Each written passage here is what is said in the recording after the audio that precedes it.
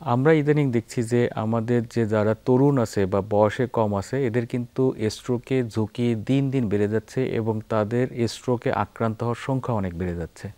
যদি আমি একটা পরিসংখ্যান বলি, যতজন স্ট্রোকে আক্রান্ত হন তার কিন্তু 10 থেকে 20 ভাগ এদের বয়স 45 বছরের কম। কাজেই আমাদের দেশে যদিও অ্যাকচুয়াল পরিসংখ্যান নাই, কিন্তু আমরা চিকিৎসা করতে গিয়ে যেটা দেখছি যে ইদানিং তরুণদের মধ্যে স্ট্রোকের ঝুঁকি, তরুণদের স্ট্রোকে আক্রান্ত হওয়ার সম্ভাবনা অনেক বেড়ে যাচ্ছে এবং তারা আক্রান্ত হচ্ছেন।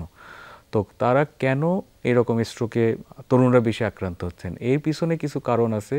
কারণ তরুণদের ক্ষেত্রে কিন্তু উচ্চ রক্তচাপ, যেগুলো আমরা স্ট্রোকের ঝুঁকি বলে থাকি, এগুলো কিন্তু কম থাকে, তারপরে তারা আক্রান্ত হচ্ছেন। কেন আক্রান্ত হচ্ছেন? তাদের কয়েকটা জিনিসের জন্য তারা বেশি আক্রান্ত হচ্ছেন। এক হলো তাদের খাদ্যাভ্যাস ঠিক নাই।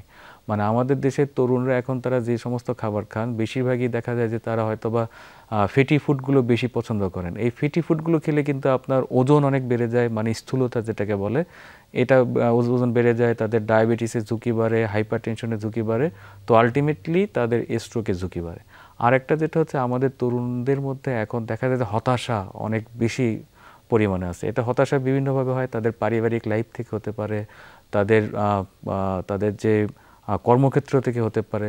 তো হতাশার কারণে কিন্তু স্ট্রোকের ঝুঁকি অনেক বেড়ে যায়।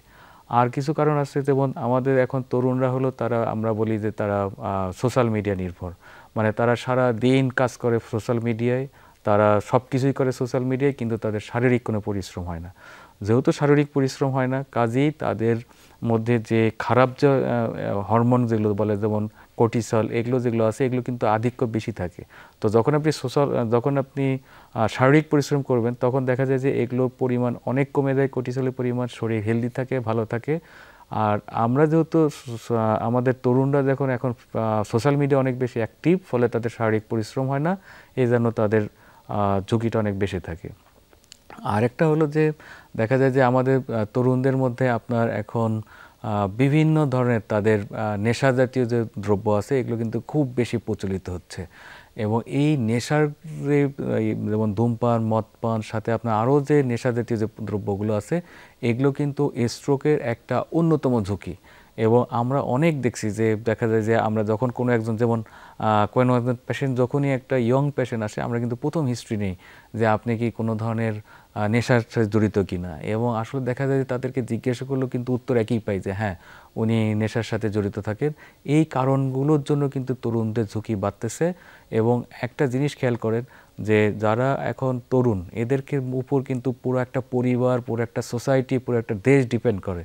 তো তারা এভাবে স্ট্রোক করে এক পাশ অবশ হয়ে যদি পড়ে থাকে, তাহলে কিন্তু তার পুরো একটা দেশের জন্য কিন্তু সে বার্ডেন হয়ে যায়, অথচ সেই লোকটাই হতে পারতো দেশের জন্য একটা প্রধান ব্যক্তি। তো এই জন্য আমি যেটা মনে করি যে আমাদের তরুণদের লাইফস্টাইল, এগুলো চেঞ্জ করা উচিত। তারা পুরোপুরি সোশ্যাল মিডিয়া নির্ভর না হয়ে তারা যদি কায়িক পরিশ্রম করে, হয়তোবা সে প্রতিদিন আধা ঘন্টা দৌড়াদৌড়ি করতে পারে, ব্যায়াম করতে পারে, তারপর মানসিক হতাশা, এগুলো থেকে বেরিয়ে আসতে হবে। কারণ যে কোনো বিষয়ে সব কিছু তো আমাদের নিয়ন্ত্রণে থাকে না। I can try my best to do something good, but এটা হবে কি হবে না তা আমি জানি না। সো তাই আমার কাছে মনে হয় যে আমরা হতাশাগুলো না কেটে আমি ট্রাই করতে হবে ভালো কিছু করার। আর যেটা সবচেয়ে যেটা ইম্পর্টেন্ট, যে খাবারের জিনিসটা অবশ্যই মেনটেন করতে হবে, আর তরুণদের ঘুমটা ঠিক মতো করতে হবে। যদি ঘুম ঠিক মতো না হয়, তাহলে স্ট্রোকের ঝুঁকি বাড়বে।